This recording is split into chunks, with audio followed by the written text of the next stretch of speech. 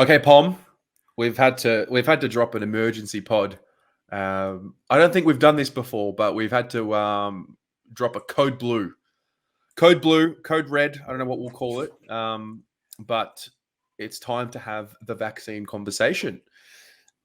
We spoke about it on the show a few weeks ago, and maybe a month ago. I sort of asked the question like, what would you do if one of our players refused to take the vaccine? And we sort of said we'll cross the bridge when it gets there. And lo and behold, here we are.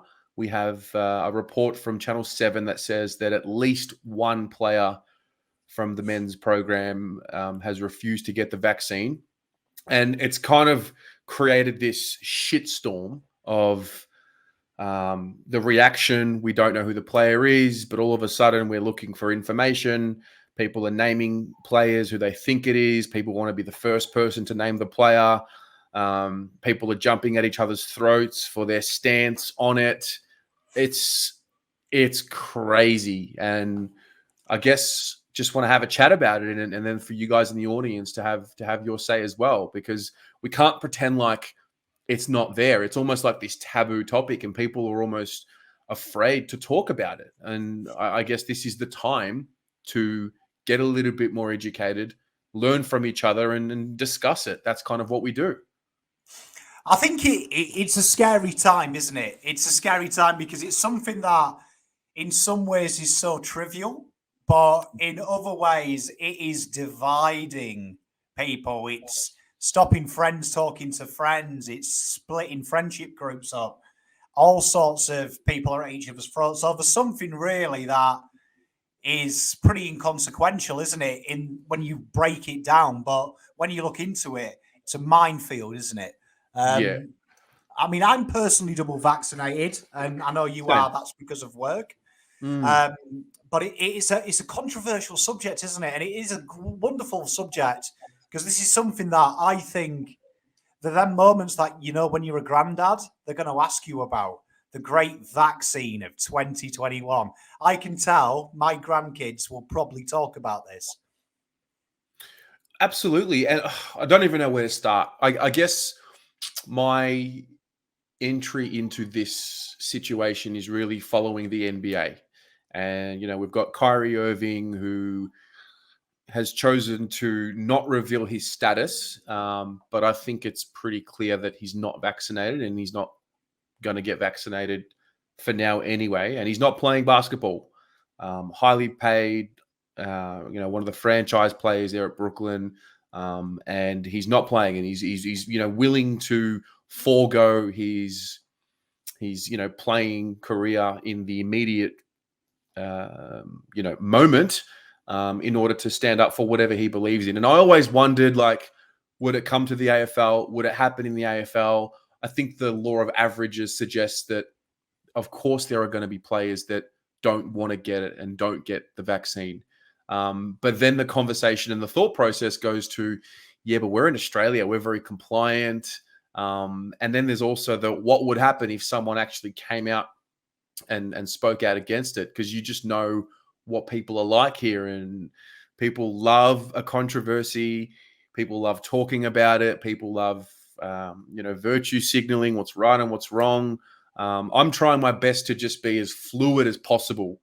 I think when it comes to we're living in an infinite spectrum of possibilities. So you've got on one end the people that whatever happens, they don't really care. And then on the other end, you've got people that feel so strongly and so passionately about the subject that they're willing to just jump down people's throats. So we're going to try and keep this related to our club. What was your reaction? Well, I mean, I don't know who the player is. I can only speculate. So we'll go with speculation that it's Liam Jones.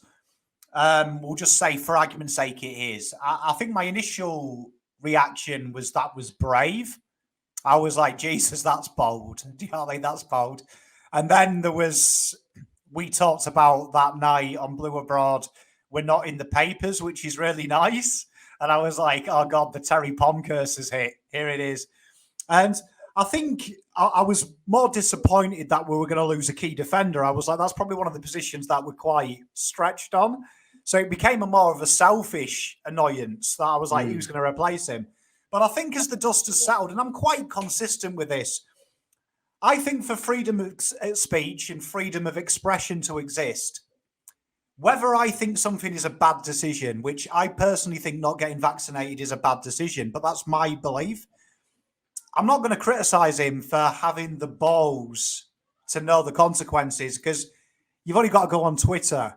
That he's getting more feedback negative at the moment than I saw De Goey get, which in the grand scheme of things, being accused of molesting versus not taking a vaccine, I know who I'd rather be in this situation. So that was my initial reaction. And now I'm just like, it is what it is, isn't it? But I'm so tortured as a Carlton fan that bad news is my bag, baby. Especially this time of year, just before preseason begins. If it's not a long-term injury, it's something. And I kind of went into competitive mode in the sense of, fuck it, whatever. Like whoever it is, whichever person or people it is, I don't care. Like we'll move on. We'll find a way. If there's one thing that I've learned over the last couple of years with this whole pandemic, it's that things will move on. Things will be okay.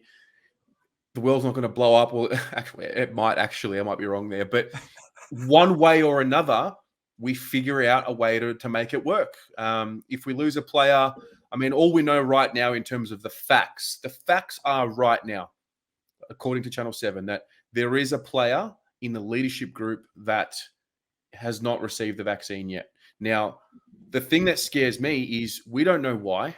And the reason why it scares me is we don't know why, and people are already reacting without knowing the why. And I guess as much as I want to keep it on a Carlton conversation, it's more of a people conversation. Like we don't know the circumstances surrounding the situation. And I guess ultimately my first thought is like, well, you know, if you're a Carlton player, we back you in, we support you, your beliefs, whatever they are. Why is it that this situation is any different to any other one of our players' beliefs? Like, yes, it's a government mandate to get vaccinated. Yes, the AFL have made a decision that if you aren't vaccinated, you will not be playing. You'll be on the inactive list. Understood.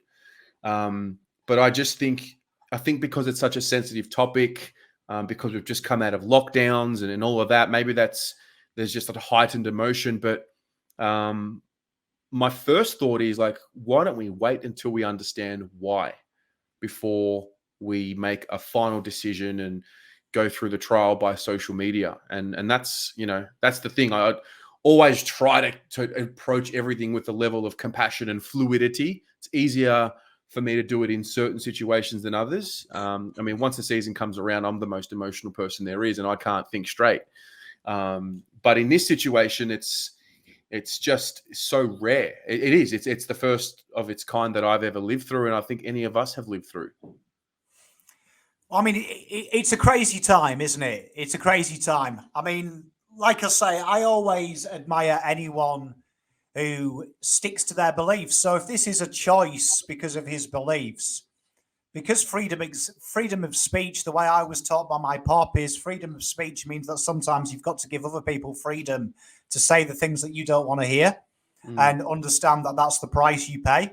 And he always used to say that the only thing that's not free in this world is ignorance. Ignorance is dangerous. So I've always looked at it as an education issue. But if whoever it is, if they feel like they've done enough education and research on the subject to not do it, and then they're willing to sacrifice their career on it, I think that that's something that really we should look at being commended in a way, because I think the world needs more people who are willing to stick to their morals, whether they're not popular. I'm probably the biggest sellout, because I'll be honest, I didn't really want the vaccine, but the dad took over in me, needed to work. Do you know what I mean? My job was threatened. Do you know what I mean? So me being 60-40 against the injection turned me into being vaccinated, because I was like, well, 10% of my doubt isn't worth going out of work. So I think it's important, though, like you say, that we can't be trial by social media at times. I know it's hard not to, but at the end of the day, this could be a multitude of reasons as well. I mean, it could be something as simple as it's a medical reason that he's done the research. And anyone who's had the vaccine, I had mine in the car. on one of them drive-through ones. And it was the most terrifying experience of my life when I've got some nurse saying, this could happen, this could happen, this could happen. And I'm like, oh, Jesus. Do you know what I mean? What are you injected into me, darling? Do you know what I mean? So if he knows someone, if his family's been affected by it, there's a lot of reactions to this vaccine. We can't hide that. So everyone's entitled to it. And we know the consequences, don't we? Pretty much you become a slave in your own house. I think also that there's an important point there, and there is almost like an assumption for someone who is making a choice on their own accord. There's this assumption that by not getting the vaccine, they must be reading Reddit every day. They must be on TikTok. They must be on these conspiracy pages. We don't give thought to the fact that, especially when you're talking about someone at the Carlton Football Club or any professional sporting organisation, they do have access to a lot more information than, the common man, and it's more readily available. I would assume that the players, whoever it is, have done their own research and consulted their GPs or consulted their own doctors. And you touched on something before. It could be a multitude of reasons. It could be cultural, religious, whatever the case may be. All of a sudden, those things don't matter when it comes to a vaccine. It's a tough position to take. It really is a tough position to take. And it's so interesting because it's one of the rare things I've seen in my life where it's been applied to everyone, apart from those who have a medical exemption. But everyone has to get it now, in a sense. It's just uncharted territory, because the next part of the conversation is, all right, practically speaking, what happens? Well, we know that they go on an inactive list. They get the minimum wage, or no less than 25% of the minimum wage, whatever that is. List spots come up. I mean, we have a draft coming up in a couple of weeks. Like, you don't have time there isn't too much time to dwell. We've got to get on with it, right? It'll be interesting what the AFL do, because I would say that Carlton, we know we've got one pick that we can use in the draft now. We've upgraded two people. There was that story at the start of the week, Carlton were looking at trading that pick into two picks, which could allude that they knew what was going on. I would like to think a bit of common sense comes into the AFL, because St Kilda, they've got players that are refused as well, evidently in the same article that revealed Carlton had. I'd hope the AFL have a contingency plan in the way of emergency picks, because you can't really blame a football club for someone's personal choice. This isn't Carlton's fault. There's nothing we could do as a football club to force him to have a vaccine, because I think that's something important. It is still freedom of choice, even though this is mandated. It's worded in such a way that it's expected, but it's not law to have it. Do you know what I mean? So it's a very grey area for the AFL to be in enforcing it, because then all them things come into play, don't they? Like last year with the restrictions, when people were saying, well, our contracts didn't say when we signed them 5 years ago, we had to be away from our families for a year. And now you're asking us to do that. It's the same with these vaccinations, and the body is the temple. So I think it's going to be very interesting moving forward how the AFL handle this, because they can't punish the club. Because if they punish the club for a personal choice, then you're opening Pandora's box. You know what I mean? Absolutely. What else are we punishing clubs for? Mm-hmm. Yeah, spot on. No, I'm with you on that. It's just, and the other thing that really pissed me off more than anything probably is the way the mainstream media reported on it. So I don't know this for a fact, but I would strongly, strongly believe that there are other players at other clubs who are yet to be vaccinated. There has to be, just by the law of percentages. I don't believe that the one or two players at Carlton are the only players in the league who are yet to be vaccinated. So the choice is, I mean, let's say there's 5 clubs, for example. There might be more, but let's say there's 5 clubs with at least one player who's yet to be vaccinated for whatever reason. The way that they chose to report it on Carlton, knowing, and it's almost in a sense that Carlton's the only club in the league. I just thought that was a real cheap shot. Not that I'm surprised. It is what it is. It comes with the territory. We are one of the most engaging clubs when it comes to modern media, digital media, and what gets likes. I mean, you've got old mate Swoop Luke posting about it as well. He needs his clout and his little injection of attention. So that really disappointed me as well. But I guess as it stands right now, the day after the report, I just think some level of just empathy and a level of calm is needed. We need to understand why. Well, first of all, we need to understand who. Maybe we don't need to understand who just yet, but we need to understand why. And then I would hope that we still have a support system around the player or players. I hope like that's what a footy club's all about. I'm really worried that we're entering, this cancel culture that's it. This player's done. What if he wants to get the vaccine in 3 months? What if he wants to get the vaccine in February? And then he can play round one. And then on, mate. I mean, we don't know, do we? I mean, it could be something as simple as I can only take what I know. I remember at work last week, they sent a questionnaire, and one of the questions on there was, would you have done the vaccine if there wasn't a mandate? And only 22% of 5,000 people said yes. But we are all vaccinated, but 7 people who left employment. So do the maths on that no one wanted the vaccine, but once our jobs were threatened, everyone wanted the vaccine. So you don't know with whoever it is, if it's Jones, whatever the player is, you don't know if there'll be an education session from now. So let's just say he isn't educated. Let's just say he has made this decision on Reddit, like everyone is criticizing him of. Now he's going to get the best people explaining the benefits, the negatives, and real factual information for him to make a decision that is informed with his agent and his family on his own career and his own health. So there is a great chance there that if it is something as stupid as people are alluding to, he's watched some batty person on YouTube say he's going to get injected with 5G. There's a great chance that he's going to be educated from this and change his mind.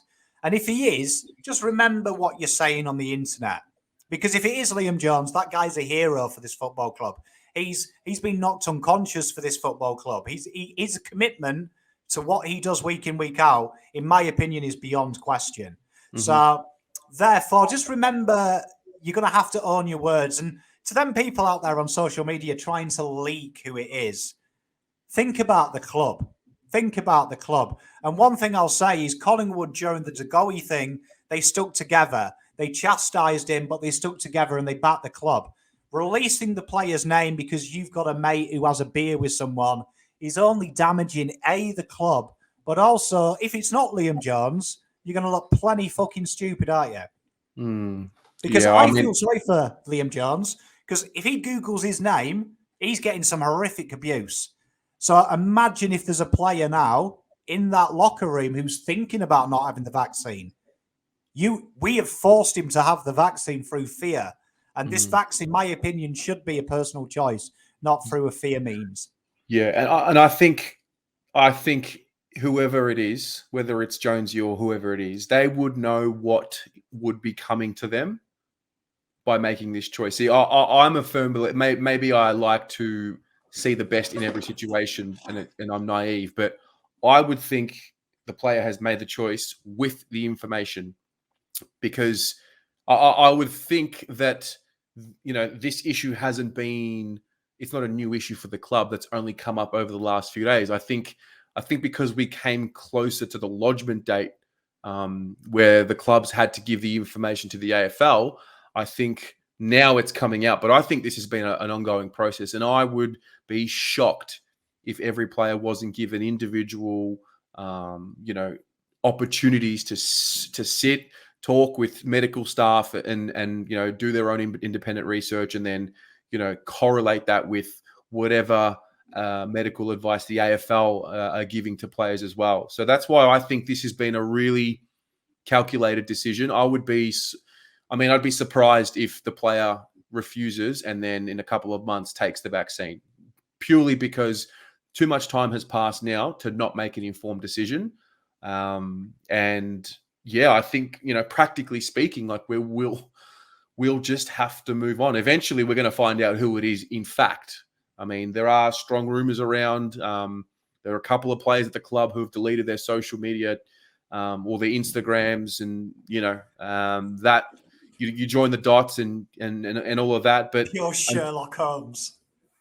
yeah, well, there's people who are aware. I mean, we're in an age where such things are very easily spotted. People know, people see, people search our players all the time. They look and see on their tweets which tweets they've liked as a means to, tell them what information they're endorsing. There's a lot more information available to tell about someone in 2021 than I dare say there ever has been. So, practically speaking, I would love to see us just take a chill pill and not, and learn from what happened last year. When we got out of lockdown last year, it didn't take long before we started, lynching each other and getting on the back of each other and, dividing again. And I'm hoping that this doesn't happen again. But I think the reality is that, this is the world we're living in. People are now policing these mandates themselves. So I would hope that we can live in a world where vaccinated and unvaccinated people can coexist without the fear or without the mentality of not being able to communicate with one another based on a personal choice. Mate, I'm a simple man. I live by simple rules, and I've always said it. Carlton are my brothers and sisters, and if my kids fuck up, even if it's the stupidest thing they ever do, I always back them in, and I always love them. So whoever the player is, regardless of if it's a choice I personally wouldn't have made, I'll respect his choice, and he's still a Carlton player. So I still love him, and he still deserves my support. And if he sticks by his morals through all this, that just says that someone's either very stubborn or severely devoted to their passions. And let's be honest, an old man Pom will tell people you can't convert people to your way of thinking by criticizing them, by name calling them, by abusing them.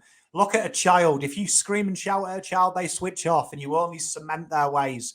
The best way is to sit down, have a discussion, talk, and you never know, you might educate them. Or, surprisingly, this happens a lot, when you humble yourself, you're educated too.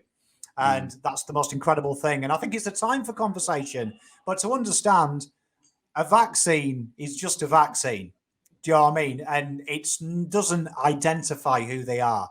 So they can still be a great person and unvaccinated. I know a couple of people unvaccinated and they do some wonderful things with their lives. And I know a lot of people vaccinated who are complete tosspots. So I think it's important to think this doesn't define who you are. Yeah, that's the thing as well. We have now really quickly developed a new class of people, vaccinated and unvaccinated. Can you believe that? Just in the matter of moments, almost, it seems there is a new class of people, and I guess on a larger scale, away from football and on a human historical level, it's, I hate to say it, but I feel like history could be repeating itself. But we'll see how it all plays out. Mate, it's depressing. And we've all got friendship groups. I told you the story on the phone earlier. We've got a golfing group, me and my buddies, and two of the guys refused the vaccine. And there is now a sub-group of that group where we arrange games of golf, where these two are ostracized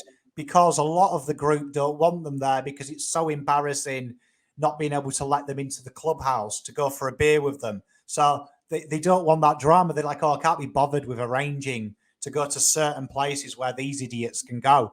And it's amazing how a group of 12 of us who have done it every week in the summer, play golf, now suddenly two of us are ostracized just because it's a bit hard. Do you know what I mean? And that's happening on grand schemes of things. Do you know what I mean? That's happening in big scales. Do you know what I mean? Of things. I've been invited to a wedding and literally on there, it says must be vaxxed.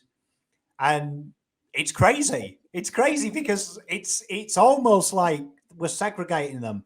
Where to me, I'm not about that. I'm about everyone. This is a choice. For me, this vaccine is a choice. My choice is to take it to protect myself and my kids and my family through work. But if you don't do it, you're not an arsehole. Do you know what I mean? You're not an arsehole. And I implore you not to take the vaccine unless you're ready, because I would never force anyone to do something unless they're ready to do it. Exactly. So we'll leave it there. But you guys in the audience, let us know what was your reaction to this. Were you a little bit emotional about it, or were you just very fluid, not really bothered by it? I know it has been a talking point over the last 24 hours, and I'm sure it's going to develop. I think as we talk right now, we've just had a confirmed positive case in the AFLW program, it says, and this person was fully vaccinated according to the reports. So there's another layer to the story. So share with us in the comments below. What do you think? What's your opinion and viewpoint on it? And this is obviously a safe space for opinion. So we'll chat to you in the comments, and we'll go from there.